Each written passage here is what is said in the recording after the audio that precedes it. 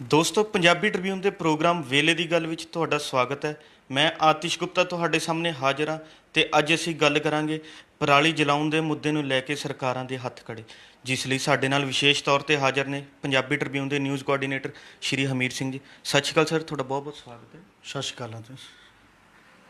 ਹਮੀਰ ਜੀ, ਜਿਹੜਾ ਪੰਜਾਬ ਦੇ ਵਿੱਚ ਪਰਾਲੀ ਜਲਾਉਣ ਨੂੰ ਲੈ ਕੇ ਬਹੁਤ ਹੀ ਲੰਬੇ ਸਮੇਂ ਤੋਂ ਇਹ ਮਾਮਲਾ ਚੱਲਿਆ ਆ ਰਿਹਾ, ਪਰ ਇਸ ਦਾ ਕੋਈ ਹੱਲ ਨਹੀਂ ਨਿਕਲ ਰਿਹਾ। ਅਤੇ ਇੱਕ ਚਰਚਾ ਇਹ ਵੀ ਆ ਰਹੀ ਹੈ ਕਿ ਪੰਜਾਬ ਸਰਕਾਰ ਨੇ ਸੁਪਰੀਮ ਕੋਰਟ 'ਚ ਇੱਕ ਰਿਪਲਾਈ ਫਾਈਲ ਕੀਤਾ ਹੈ ਵੀ ਕਿਹਾ ਪੰਜਾਬ ਸਰਕਾਰ ਦੇ ਕੋਲ ਕਿਸਾਨਾਂ ਨੂੰ ਸਬਸਿਡੀ ਦੇਣ ਲਈ ਪੈਸੇ ਨਹੀਂ ਹੈਗੇ, ਕਿਉਂਕਿ ਸਰਕਾਰ ਕੋਲ ਪੈਸੇ ਹੀ ਨਹੀਂ ਹੈ, ਖਜ਼ਾਨਾ ਖਾਲੀ ਪਿਆ। ਤੁਸੀਂ ਇਸ ਨੂੰ ਕਿਵੇਂ ਦੇਖਦੇ ਹੋ ਕਿ ਜੇ ਸਰਕਾਰ ਕੋਲ ਸਬਸਿਡੀ ਦੇਣ ਲਈ ਪੈਸੇ ਹੀ ਨਹੀਂ ਹੈ ਤਾਂ ਉਹ ਸਰਕਾਰ ਕਿਵੇਂ ਕੀ ਕਰੇਗੀ? ਬਿਲਕੁਲ, ਜਿਹੜਾ ਪਰਾਲੀ ਦਾ ਮੁੱਦਾ ਹੈ, ਖਾਸ 2 ਮਹੀਨਿਆਂ ਨੂੰ ਦੁਬਾਰਾ ਹੁਣ ਸੀਜ਼ਨ ਆਉਣ ਵਾਲਾ ਹੈ ਮੂਹਰੇ, ਖਾਸ ਤੌਰ 'ਤੇ ਉਦੋਂ ਜਾ ਕੇ ਅਕਤੂਬਰ ਦੇ ਲਾਸਟ 'ਚ ਅਤੇ ਨਵੰਬਰ ਤੋਂ ਸ਼ੁਰੂ ਹੋ ਕੇ ਬਹੁਤ ਰੌਲਾ ਪੈਂਦਾ ਦੇਸ਼ ਦੇ ਵਿੱਚ। ਸਭ ਤੋਂ ਜ਼ਿਆਦਾ ਇਹ ਪੈਂਦਾ ਕਿ ਜਦੋਂ ਤਿਉਹਾਰਾਂ ਦਾ ਦੀਵਾਲੀ ਵੀ ਵਿੱਚ ਆਉਂਦੀ ਹੈ, ਬਾਕੀ ਦਿੱਲੀ ਦੇ ਪ੍ਰਦੂਸ਼ਣ ਨੂੰ ਲੈ ਕੇ, ਕਿਉਂਕਿ ਉੱਥੋਂ ਹੀ ਫਿਰ ਉਹ ਗ੍ਰੀਨ ਟ੍ਰਿਬਿਊਨਲ ਦੇ ਵਿੱਚ, ਗ੍ਰੀਨ ਟ੍ਰਿਬਿਊਨਲ ਤੋਂ ਹੁਣ ਸੁਪਰੀਮ ਕੋਰਟ ਦੇ ਵਿੱਚ ਵੀ ਲਗਾਤਾਰ ਗਿਆ ਹੋਇਆ ਮੁੱਦਾ ਹੈ ਕਿ ਪਰਾਲੀ ਜਲਾਉਣ ਨਾਲ ਹੀ ਜਿਹੜਾ ਇੱਕ ਬਹੁਤ ਵੱਡਾ ਅਸਰ ਪ੍ਰਦੂਸ਼ਣ ਦੇ ਐਂਗਲ ਤੋਂ ਦਿੱਲੀ ਦੇ ਲੋਕਾਂ ਦੇ ਉੱਤੇ ਪੈ ਰਿਹਾ ਹੈ। ਇਹਦੇ 'ਤੇ ਵੀ ਅਲੱਗ-ਅਲੱਗ ਦਲੀਲਾਂ ਨੇ, ਪੰਜਾਬ ਦੀ ਆਪਣੀ ਦਲੀਲ ਹੈ, ਬਾਕੀ ਮਾਹਰਾਂ ਦੀਆਂ ਆਪਣੀਆਂ ਦਲੀਲਾਂ ਨੇ ਵੱਖ-ਵੱਖ ਤਰ੍ਹਾਂ ਦੀਆਂ। ਪਰ ਇਹ ਮੁੱਦਾ ਬਿਨਾਂ ਸ਼ੱਕ ਜਿਹੜਾ ਪ੍ਰਦੂਸ਼ਣ ਦਾ ਮੁੱਦਾ ਹੈ ਉਹਦਾ ਇੱਕ ਹਿੱਸਾ ਹੈ, ਬਹੁਤ ਬੁਰੀ ਤਰ੍ਹਾਂ ਉਹਦੇ ਨਾਲ ਸੰਬੰਧਿਤ ਹੈ। ਔਰ ਜਿਵੇਂ ਜੇ ਦੇਖਿਆ ਜਾਏ ਕਿ ਪ੍ਰਦੂਸ਼ਣ ਕੀ ਕੇਵਲ ਉਹਨਾਂ ਦਿਨਾਂ ਦੇ ਵਿੱਚ ਹੀ ਹੈ ਦਿੱਲੀ ਦੇ ਵਿੱਚ ਜਦੋਂ ਪਰਾਲੀ ਜਲਾਈ ਜਾਂਦੀ ਹੈ, ਜਾਂ ਉਦੋਂ ਬਿਨਾਂ ਹੁਣ ਪ੍ਰਦੂਸ਼ਣ ਮੁਕਤ ਹੈ ਦਿੱਲੀ, ਜਾਂ ਬਾਕੀ ਦਾ ਦੇਸ਼ ਸਾਡਾ ਪ੍ਰਦੂਸ਼ਣ ਮੁਕਤ ਹੈ, ਬਾਕੀ ਸ਼ਹਿਰ ਪ੍ਰਦੂਸ਼ਣ ਮੁਕਤ ਨੇ? ਇਹਦਾ ਮਤਲਬ ਜਿਹੜੀ ਵੱਡੀ ਕੰਟਰੀਬਿਊਸ਼ਨ ਹੈ ਪ੍ਰਦੂਸ਼ਣ ਦੀ ਵੱਖ-ਵੱਖ ਮਾਮਲਿਆਂ 'ਚ, ਚਾਹੇ ਉਹ ਵਾਹਣਾਂ ਦੇ ਰੂਪ ਦੇ ਵਿੱਚ ਹੋਵੇ, ਕੰਸਟਰਕਸ਼ਨ ਵਰਕ ਦੇ ਰੂਪ ਦੇ ਵਿੱਚ ਹੋਵੇ, ਜਾਂ ਹੋਰ ਜਿੰਨੀਆਂ ਵੀ ਇਸ ਲੈਵਲ ਦੀਆਂ ਫੈਕਟਰੀਆਂ ਦੀਆਂ ਗਤੀਵਿਧੀਆਂ ਹੁੰਦੀਆਂ ਨੇ ਉਹਨਾਂ ਦੀ ਹੋਵੇ, ਉਹਨਾਂ 'ਤੇ ਓਨਾ ਰੌਲਾ ਨਹੀਂ ਪੈਂਦਾ, ਉਹ ਓਨੀਆਂ ਹਾਈਲਾਈਟ ਨਹੀਂ ਹੁੰਦੀਆਂ, ਉਭਾਰੀਆਂ ਨਹੀਂ ਜਾਂਦੀਆਂ ਜਿੰਨੀ ਕੇਵਲ ਇੱਕ ਗੱਲ ਉਭਾਰ ਦਿੱਤੀ ਜਾਂਦੀ ਹੈ ਕਿ ਇਹ ਗੱਲ ਹੈ। ਔਰ ਇਹਦੇ ਨਾਲ ਦੀ ਨਾਲ ਇਹ ਵੀ ਹੈ ਕਿ ਜਦੋਂ ਗ੍ਰੀਨ ਟ੍ਰਿਬਿਊਨਲ ਨੇ ਇੱਕ ਜੱਜਮੈਂਟ ਦਿੱਤੀ ਸੀ ਇਸ ਮਾਮਲੇ 'ਚ, ਉਹਨੇ 2 ਗੱਲਾਂ ਕੀਤੀਆਂ ਸੀ। ਉਹਦਾ ਸਭ ਤੋਂ ਪਹਿਲੂ ਇੱਕ ਸੀ ਕਿਸਾਨਾਂ ਨੂੰ ਕੀ ਕਰਨਾ ਚਾਹੀਦਾ, ਅਤੇ ਦੂਜਾ ਸੀ ਸਰਕਾਰਾਂ ਨੂੰ ਕੀ ਕਰਨਾ ਚਾਹੀਦਾ। ਗ੍ਰੀਨ ਟ੍ਰਿਬਿਊਨਲ ਦੀ ਇਹ ਜੱਜਮੈਂਟ ਸੀ ਕਿ ਕਿਸਾਨਾਂ ਨੂੰ ਪਰਾਲੀ ਜਲਾਉਣ ਤੋਂ ਰੋਕਣ ਦੇ ਵਾਸਤੇ ਸਰਕਾਰਾਂ ਦੀ ਇਹ ਜ਼ਿੰਮੇਵਾਰੀ ਹੈ ਕਿ ਉਹ ਜਿਹੜੇ 2 ਏਕੜ ਤੱਕ ਵਾਲੇ ਬੰਦਿਆਂ ਨੂੰ ਤਾਂ ਬਿਲਕੁਲ ਫ੍ਰੀ ਦੇਗੀ ਜਿਹੜੀ ਵੀ ਮਸ਼ੀਨਰੀ, ਜਾਂ ਜਿਹਦੇ ਨਾਲ ਵੀ ਉਹਦੀ ਵਿਉਤਬੰਦੀ ਹੋ ਸਕਦੀ ਹੈ ਤਾਂ ਕਿ ਜਲਾਉਣਾ ਨਾ ਪਵੇ, ਅਤੇ 5 ਏਕੜ ਤੱਕ ਵਾਲਿਆਂ ਨੂੰ ਉਹ 1500 ਰੁਪਏ 'ਚ ਦੇਗੀ, ਅਤੇ ਉਦੋਂ ਉੱਪਰ ਜਿਹੜੇ 10 ਏਕੜ ਤੱਕ ਵਾਲੇ ਨੇ ਅਤੇ ਉਹ ਮਤਲਬ 5000 ਰੁਪਏ ਦੇ ਲਿਹਾਜ਼ ਦੇ ਨਾਲ ਮਸ਼ੀਨਰੀ ਜਾਂ ਜੋ ਵੀ ਤਕਨੀਕ ਉਪਲਬਧ ਕਰਾਏਗੀ।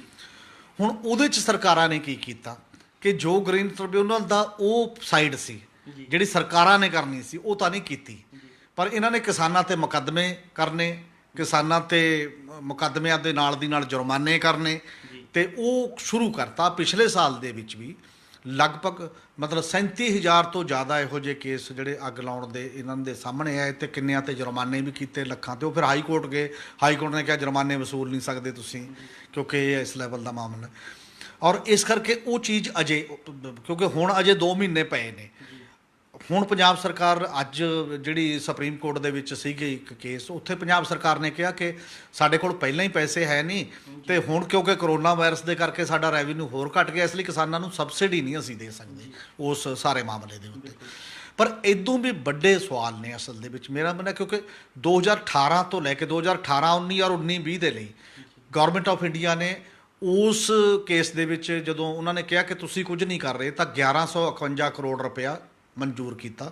ਉਹ 'ਚੋਂ 650 ਕਰੋੜ ਰੁਪਇਆ ਪੰਜਾਬ ਨੂੰ, ਕੁਛ ਹਰਿਆਣੇ ਨੂੰ, ਕੁਛ ਪੱਛਮੀ ਯੂਪੀ ਨੂੰ, ਇਹ ਸਾਰਿਆਂ ਦਾ ਇਕੱਠਾ ਇੱਕ ਸਾਂਝਾ ਇੱਕ ਉਹ ਹੈ NCR ਜਿਹਨੂੰ ਕਹੇ ਬੋਲਦੇ ਨੇ ਵਿੱਚ, ਉਹ ਵੀ ਵਿੱਚ ਸ਼ਾਮਲ ਸੀਗੀ।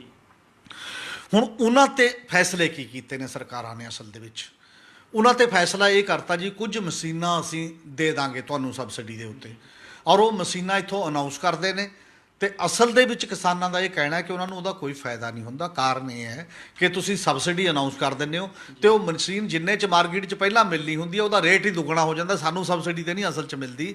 ਤੁਸੀਂ ਮਤਲਬ ਆਪਸ ਦੇ ਵਿੱਚ ਹੀ ਅੱਟੀ ਛੱਟੀ ਕਰਕੇ ਇੱਕ ਟੈਕਨੀਕ ਵਿਕ ਜਾਂਦੀ ਹੈ।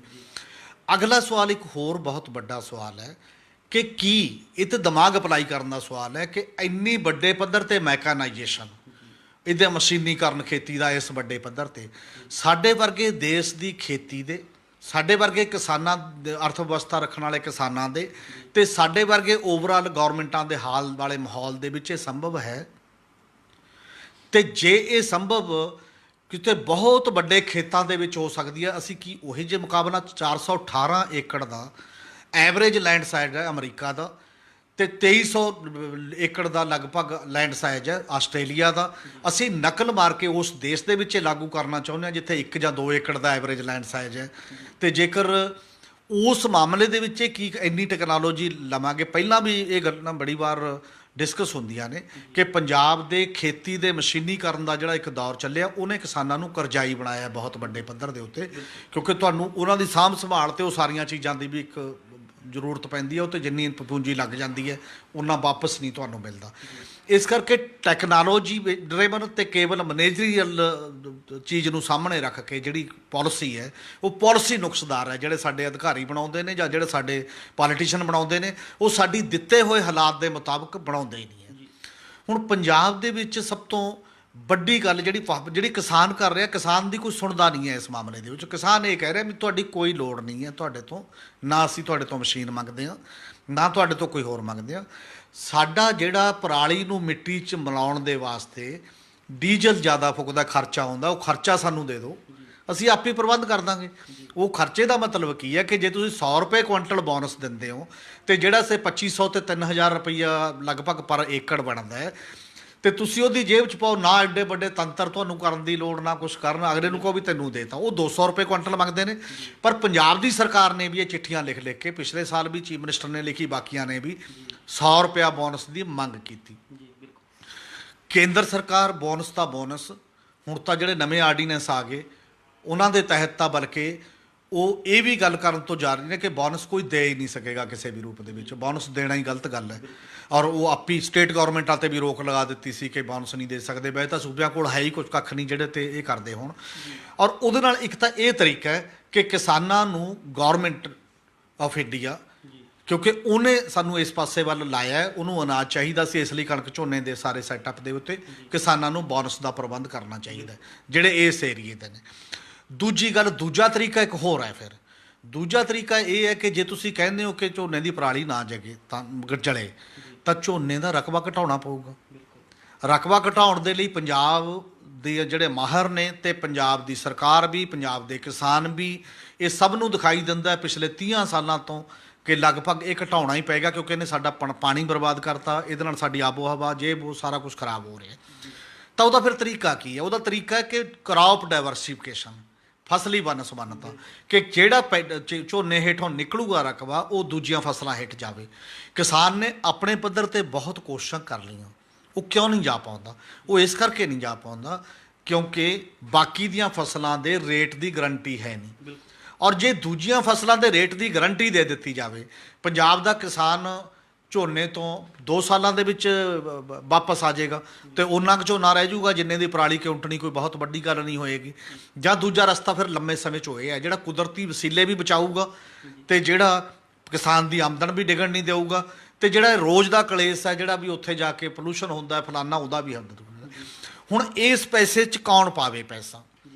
ਜਾਂ ਤਾਂ ਇਹ ਸਰਕਾਰ ਦੀ ਜ਼ਿੰਮੇਵਾਰੀ ਹੈ ਕਿਉਂਕਿ ਉਹਨੇ ਗਰੰਟੀ ਲਈ ਦਿੱਤੀ ਹੈ ਸਾਰੇ ਲੋਕਾਂ ਨੂੰ ਜ਼ਿੰਦਗੀ ਜਿਉਣ ਦੀ। ਸੰਵਿਧਾਨ ਦਾ ਆਰਟੀਕਲ 21 ਇਹ ਕਹਿੰਦਾ ਹੈ ਕਿ ਤੁਹਾਨੂੰ ਇੱਥੇ ਜ਼ਿੰਦਗੀ ਜਿਉਣ ਦਾ ਹੱਕ ਹੈ। ਜੇ ਬੰਦਾ ਪ੍ਰਦੂਸ਼ਣ ਨਾਲੇ ਮਰ ਰਿਹਾ, ਜੇ ਬੰਦਾ ਗਰੀਬੀ ਨਾਲ ਹੀ ਮਰ ਰਿਹਾ, ਭੁੱਖਮਰੀ ਨਾਲ ਮਰ ਰਿਹਾ, ਤਾਂ ਤੁਸੀਂ ਕੀ ਹੱਕ ਦੇ ਰਹੇ ਹੋ? ਤੇ ਇਹ ਹੱਕ ਦੇਣ ਦੇ ਵਾਸਤੇ ਤੁਹਾਨੂੰ ਪੋਲੂਸ਼ਨ ਫਰੀ ਸਮਾਜ ਸਿਰਜਣ ਵਾਸਤੇ ਪੈਸੇ ਦੇਣੇ ਪੈਣਗੇ। ਪੈਸੇ ਇਕੱਲੀ ਕਿਸਾਨੀ ਦੀ ਜ਼ਿੰਮੇਵਾਰੀ ਥੋੜ੍ਹੀ ਹੈ। ਜਿਹੜਾ ਇੱਕ ਜੁਮਲਾ ਚੱਲਦਾ ਹੈ ਉਹ, ਤੇ ਕੋਰਟਾਂ ਦੇ ਵਿੱਚ ਵੀ ਇਹ ਕਈ ਵਾਰ ਲਿਖਿਆ ਜਾਂਦਾ ਹੈ, ਪੋਲੂਟਰ ਪੇ ਕਰੇ। ਬਿਲਕੁਲ ਇਹ ਫਾਰਮੂਲਾ ਠੀਕ ਹੈ, ਇਹਦੇ 'ਤੇ ਲਾਗੂ ਕਰ ਲਓ। ਜਿੰਨੇ ਕੋਕੇ ਕੋਲਾ ਦੀਆਂ ਬੋਤਲਾਂ ਤੋਂ ਲੈ ਕੇ ਪੈਪਸੀ ਤੋਂ ਲੈ ਕੇ ਇੱਥੇ ਬੋਤਲਾਂ ਡਿੱਗਦੀਆਂ ਨੇ ਆ ਕੇ, ਜਿਹੜੀਆਂ ਕੱਚ ਫੈਲਾਉਂਦੀਆਂ ਨੇ, ਤੇ ਜਿਹੜਾ ਇਸ ਲੈਵਲ ਦਾ ਫੈਲਿਆ ਹੁੰਦਾ ਸਾਰਾ, ਉਹ ਪੋਲੂਟਰ ਤਾਂ ਪੇ ਨਹੀਂ ਕਰਦਾ। ਤੁਸੀਂ ਉਹਨਾਂ ਨੂੰ ਕਹਿੰਦੇ ਹੋ ਵੀ ਆਪਣੀਆਂ ਖਾਲੀ ਬੋਤਲਾਂ ਇਕੱਠੀਆਂ ਕਰਕੇ ਲਿਜਾਓ, ਜਿੱਥੋਂ ਮਰਜ਼ੀ ਲਿਜਾਓ, ਨਹੀਂ ਤਾਂ ਪੈਸੇ ਦਿਓ। ਜਿੰਨੇ ਵੀ ਲੋਕ ਮੁਲਾਜ਼ਮ ਲੱਗੇ ਹੋਣਗੇ ਇੱਥੇ ਮਿਊਨਿਸਪੈਲਿਟੀਆਂ ਦੇ ਵਿੱਚ ਉਹਨੂੰ ਸਾਫ਼ ਕਰਨ ਦੇ ਲਈ, ਤੇ ਬਾਕੀ ਦੀਆਂ ਚੀਜ਼ਾਂ ਨੂੰ, ਪਲਾਸਟਿਕ ਦੀਆਂ ਬੋਤਲਾਂ, ਬਾਕੀ ਉਹਦਾ ਖਰਚਾ ਕੰਪਨੀਆਂ ਭਰਨਗੀਆਂ। ਇਹ ਜੱਜਮੈਂਟ ਉਹਦੇ 'ਤੇ ਕਿਉਂ ਲਾਗੂ ਨਹੀਂ ਹੁੰਦੀ ਕਿ ਤੂੰ ਪੋਲੂਟਰ ਪੇ ਕਰੇ, ਤਾਂ ਉਹ ਕਿਉਂ ਨਹੀਂ ਕਰਦੇ? ਤੇ ਜਿੰਨੇ ਇੰਡਸਟਰੀਅਲ ਕੰਸਟਰਕਸ਼ਨ ਵਰਕ ਦੇ ਵਿੱਚ ਰੀਅਲ ਅਸਟੇਟ ਦੀਆਂ ਕੰਪਨੀਆਂ ਨੇ, ਜਿੰਨਾ ਕੰਸਟਰਕਸ਼ਨ ਤੋਂ ਫੈਲਦਾ ਪ੍ਰਦੂਸ਼ਣ ਹੈ ਜਿਸ ਲੈਵਲ ਦਾ, ਉਹ ਕੰਪਨੀਆਂ ਤੇ ਤੁਸੀਂ ਕੀ ਚਾਰਜ ਕਰਦੇ ਹੋ, ਲਾਉਂਦੇ ਹੋ ਕਿ ਉਹ ਪੋਲੂਸ਼ਨ ਦੇ ਉਸ ਲੈਵਲ ਤੇ ਚੀਜ਼ਾਂ ਪੇ ਕਰਨ? ਮਤਲਬ ਦੋ ਕਾਨੂੰਨ ਜਾਂ ਦੋ ਚੀਜ਼ਾਂ ਨਹੀਂ ਹੋ ਸਕਦੀਆਂ।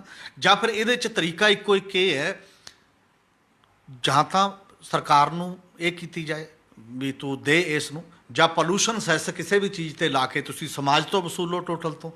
ਜੇ ਸਮਾਜ ਪ੍ਰਦੂਸ਼ਣ ਦੇ ਰਾਹੀਂ ਇੰਨੇ ਪੈਸੇ ਡਾਕਟਰਾਂ ਤੱਕ ਚਲੇ ਦੇ ਰਿਹਾ ਹੈ, ਮੈਡੀਕਲ ਜਾ ਕੇ ਬਿਮਾਰ ਹੋ ਕੇ ਦੇ ਰਿਹਾ ਹੈ, ਜੇ ਉਹ ਤੰਦਰੁਸਤ ਰਹਿੰਦਾ ਹੋਵੇ ਥੋੜ੍ਹੇ ਜਿਹੇ ਪੈਸੇ ਨਾਲ, ਤਾਂ ਇਦੋਂ ਸਸਤਾ ਸੌਦਾ ਤਾਂ ਕੋਈ ਨਹੀਂ ਹੈ। ਪਰ ਇਦੋਂ ਵੀ ਜ਼ਿਆਦਾ ਮੈਨੂੰ ਇਹ ਲੱਗਦਾ ਦੋ ਇਹ ਤਾਂ ਚੀਜ਼ਾਂ ਨੇ ਮਹੱਤਵਪੂਰਨ। ਜੇ ਪਰਾਲੀ ਦੀ ਜਲਾਉਣ ਤੋਂ ਰੋਕਣਾ ਹੈ ਤਾਂ ਫਾਰਮਰ ਨੂੰ ਕੰਪਨਸੇਟ ਕਰਨਾ ਪਏਗਾ, ਉਹਨੂੰ ਪੈਸਾ ਦੇਣਾ ਪਏਗਾ, ਉਹਨੂੰ ਮਾਰ ਕੇ ਨਹੀਂ। ਉਹ ਪਹਿਲੇ ਹੀ ਖੁਦਕੁਸ਼ੀਆਂ ਕਰ ਰਿਹਾ ਹੈ। ਜ਼ਬਰਦਸਤੀ ਕਰੋਗੇ, ਪੁਲਿਸ ਰਾਜ ਬਣਾਓਗੇ, ਤਾਂ ਇਸ ਲੈਵਲ ਦੇ ਟਕਰਾਅ ਜਿਹੜੇ ਸਾਡੇ ਸਾਹਮਣੇ ਆਉਣਗੇ ਹੀ ਨੇ ਉਸੇ ਲੈਵਲ ਤੇ।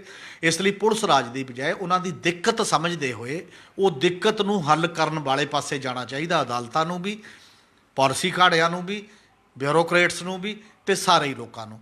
ਔਰ ਇਹਦੇ ਤੋਂ ਵੀ ਅੱਗੇ ਇੱਕ ਵੱਡਾ ਸਵਾਲ ਮੇਰੇ ਸਾਹਮਣੇ ਜਿਹਨ 'ਚ ਇਹ ਆਉਂਦਾ ਹੈ ਕਿ ਜਦੋਂ ਡਿਵੈਲਪਮੈਂਟ ਦਾ ਮਾਡਲ ਜਿਹੜਾ ਤੁਸੀਂ ਚੁਣਿਆ ਉਹ ਸਭ ਤੋਂ ਫਾਲਟੀ ਹੈ।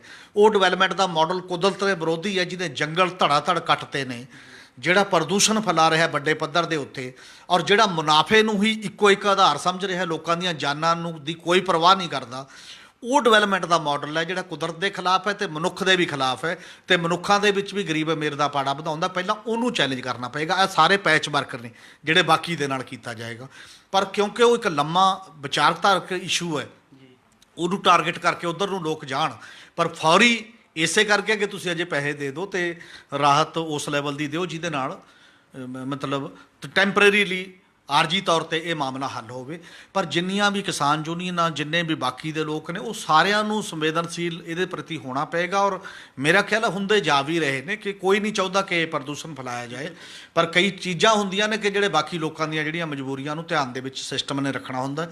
ਔਰ ਇਸੇ ਕਰਕੇ ਇਹ ਸਵਾਲ ਹੈ। ਤੇ ਇਹਦੇ ਨਾਲ ਇੱਕ ਹੋਰ ਗੱਲ ਜੁੜੀ ਹੋਈ ਹੈ, ਤੇ ਜਿਹੜਾ ਪੰਜਾਬ ਦਾ ਚੀਫ ਮਿਨਿਸਟਰ ਨੇ ਕਿਹਾ ਕਿ ਸਾਡੇ ਕੋਲ ਪੈਸੇ ਨਹੀਂ ਹੈ। ਪੈਸੇ ਤੁਹਾਡੇ ਤੁਸੀਂ ਕਿੱਥੋਂ ਲਿਆਉਣੇ ਨੇ ਤੇ ਕਿਹਦੇ ਲਈ ਕਰਨੇ ਨੇ? ਜਦੋਂ ਵੋਟਾਂ ਹੁੰਦੀਆਂ ਨੇ ਤੇ ਵੋਟਾਂ ਵੇਲੇ ਤਾਂ ਤੁਸੀਂ ਇੰਨੇ ਸਬਜ਼ ਵਾਕ ਦਿਖਾਉਂਦੇ ਹੋ ਕਿ ਅਸੀਂ ਤੁਹਾਨੂੰ ਆਹ ਵੀ ਦੇ ਦਾਂਗੇ, ਆਹ ਵੀ ਦੇ ਦਾਂਗੇ, ਆਹ ਵੀ ਦੇ ਦਾਂਗੇ, ਤਾਂ ਉਦੋਂ ਤਾਂ ਲੋਕਾਂ ਨੂੰ ਦੱਸਦੇ ਨੇ ਵੀ ਜੇ ਪੈਸੇ ਨਾ ਹੋਏ ਫਿਰ ਨਹੀਂ ਦੇਣੇ। ਤੇ ਪੈਸੇ ਲਿਆਉਣੇ ਤੁਹਾਡੀ ਕੰਮ ਹੈ ਨਾ, ਤੁਹਾਡੀ ਜ਼ਿੰਮੇਵਾਰੀ ਹੈ। ਜਿੱਥੋਂ ਵੀ ਤੁਸੀਂ ਪੈਸੇ ਕਿੱਥੋਂ ਲਿਆਉਣੇ ਨੇ, ਕਿੱਥੋਂ ਨਹੀਂ, ਲੋਕਾਂ ਤੋਂ ਤਾਂ ਉਦੋਂ ਪੁੱਛਦੇ ਨਹੀਂ ਆ ਉਸ ਪੱਧਰ ਦੇ ਉੱਤੇ। ਔਰ ਅਗਲੀ ਗੱਲ, ਜਦੋਂ ਤੁਸੀਂ ਬੋਲਦੇ ਨਹੀਂ ਇਹਨਾਂ ਗੱਲਾਂ ਦੇ ਉੱਤੇ, ਉਹ ਵੀ ਇੱਕ ਗੱਲ ਹੈ। ਜਦੋਂ GST ਆਈ ਹੈ, ਸਾਡੇ ਪੰਜਾਬ ਦੀਆਂ ਇਹਨਾਂ ਪਾਰਟੀਆਂ ਨੇ ਵੀ ਰੱਖ ਕੇ ਉਹ ਲੱਗਦਾ ਜਿਵੇਂ ਦੂਜੀ ਆਜ਼ਾਦੀ ਤੋਂ ਵੀ ਵੱਡਾ ਇੱਕ ਮਾਹੌਲ ਆ ਗਿਆ ਹੁੰਦਾ, ਤੇ ਇਹਨਾਂ ਨੇ ਕੀ ਕੀਤਾ ਕਿ GST ਨੂੰ ਵੈਲਕਮ ਕੀਤਾ। ਹੁਣ ਕੇਂਦਰ ਦੀ ਜਿਹੜੀ ਵਿੱਤ ਮੰਤਰੀ ਹੈ ਉਹਨੇ ਕੀ ਕਿਹਾ? ਉਹ ਕਹਿੰਦੇ ਵੀ ਅਸੀਂ ਨਹੀਂ ਦੇ ਸਕਦੇ ਕਿਉਂਕਿ ਸਾਡਾ ਰੈਵਨਿਊ ਆਪ ਹੀ ਘਟ ਗਿਆ। ਤੇ ਤੁਸੀਂ ਚਿੱਠੀਆਂ ਲਿਖੀ ਜਾ ਰਹੇ ਹੋ, ਤੇ ਤੁਸੀਂ ਤਾਂ ਮੈਂ ਬਹਿ ਗਏ, ਕੇਂਦਰ ਦੀ ਸਰਕਾਰ ਵੀ ਬਹਿ ਗਈ ਵੀ ਸਾਡੇ ਕੋਲ ਤਾਂ ਪੈਸੇ ਘਟ ਗਏ, ਤੇ ਸੂਬੇ ਦੀ ਸਰਕਾਰ ਵੀ ਕਹਿੰਦੀ ਹੈ ਕਿ ਸਾਨੂੰ ਤਾਂ ਪੈਸੇ ਮਿਲੇ ਨਹੀਂ। ਤਾਂ ਪੈਸੇ ਵਾਲਾ ਕੌਣ ਰਹਿ ਗਿਆ? ਉਹ ਜਿਹੜਾ ਪਹਿਲਾਂ ਹੀ ਖੁਦਕੁਸ਼ੀ ਕਰ ਰਿਹਾ ਕਿਸਾਨ ਤੇ ਮਜ਼ਦੂਰ। ਤੁਸੀਂ ਕਹਿੰਦੇ ਤੂੰ ਦੇ, ਤੁਸੀਂ ਉੱਥੇ ਨਸਤਰ ਲਾ ਰਹੇ ਹੋ ਜਿੱਥੇ ਖੂਨ ਨਹੀਂ ਬਚਿਆ। ਜਿਹਦੇ ਖੂਨ ਹੀ ਨਹੀਂ ਹੈ ਉਹਦੇ ਟੀਕੇ ਲਾ ਲਾ, ਨਸਤਰ ਲਾ ਲਾ ਕੇ ਖੂਨ ਕੱਢਣ ਦੀ ਟਰਾਈ ਕਰ ਰਹੇ ਹੋ।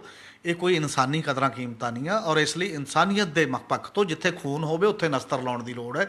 ਜਿਨ੍ਹਾਂ ਕੋਲ ਪੈਸੇ ਨੇ ਉਹਨਾਂ ਤੋਂ ਵਸੂਲੋ ਤੇ ਪੈਸੇ ਲੈ ਕੇ ਉੱਥੇ ਦਿਓ, ਉੱਥੇ ਪੇ ਕਰੋ, ਤਾਂ ਕਿ ਸਮਾਜ ਬਚੇ ਪ੍ਰਦੂਸ਼ਣ ਤੋਂ, ਤਾਂ ਕਿ ਲੋਕ ਬਚਣ, ਤਾਂ ਕਿ ਟਕਰਾਅ ਬਚੇ, ਤੇ ਕਿਸਾਨੀ ਵੀ ਬਚੇ, ਤੇ ਪੰਜਾਬ ਦਾ ਪਾਣੀ ਵੀ ਬਚੇ, ਆਬੋ ਹਵਾ ਵੀ ਬਚੇ। ਇਕੱਲੀ ਦਿੱਲੀ ਦੀ ਚਿੰਤਾ ਨਾ ਕਰੋ, ਦਿੱਲੀ ਦੀ ਵੀ ਕਰੋ ਨਾਲ, ਇੱਧਰ ਦੀ ਵੀ ਕਰੋ, ਦੋਨਾਂ ਦੀ ਚਿੰਤਾ ਕਰੋ। ਹੁਣ ਤਾਂ ਜੇ ਗੱਲ ਕਰੀਏ ਸਰਕਾਰਾਂ ਦੀ, ਉਹ ਗੱਲ ਆ ਗਈ ਹੈ ਕਿਉਂਕਿ ਸਰਕਾਰਾਂ ਦੇਣ ਦੀ ਥਾਂ ਤੇ ਲੋਕਾਂ ਤੋਂ ਲੈਣ ਦੀਆਂ ਗੱਲਾਂ ਕਰ ਰਹੀਆਂ ਕਿ ਸਾਨੂੰ ਦੇਈ ਚੱਲੋ। ਇਹ ਸਾਨੂੰ ਪੰਜਾਬੀ ਟ੍ਰਿਬਿਊਨ ਦੇ ਨਿਊਜ਼ ਕੋਆਰਡੀਨੇਟਰ ਸ਼੍ਰੀ ਹਮੀਰ ਸਿੰਘ ਜੀ, ਜਿਨ੍ਹਾਂ ਨੇ ਸਾਨੂੰ ਦੱਸਿਆ ਕਿ ਪਰਾਲੀ ਨੂੰ ਸਾੜਨ ਤੋਂ ਰੋਕਣ ਲਈ ਕਿਸਾਨਾਂ ਨੂੰ ਕੰਪਨਸੇਟ ਕਰਨਾ ਬਹੁਤ ਜ਼ਰੂਰੀ ਹੈ। ਉਹ ਕਿਤੇ ਬਿਨਾਂ ਜਿਹੜਾ ਪਰਾਲੀ ਨੂੰ ਸਾੜਨ ਤੋਂ ਨਹੀਂ ਰੋਕਿਆ ਜਾ ਸਕਦਾ। ਕੱਲ੍ਹ ਨੂੰ ਇਸੇ ਸਮੇਂ ਫਿਰ ਮਿਲਾਂਗੇ ਪ੍ਰੋਗਰਾਮ ਵੇਲੇ ਦੀ ਗੱਲ ਵਿੱਚ। ਧੰਨਵਾਦ।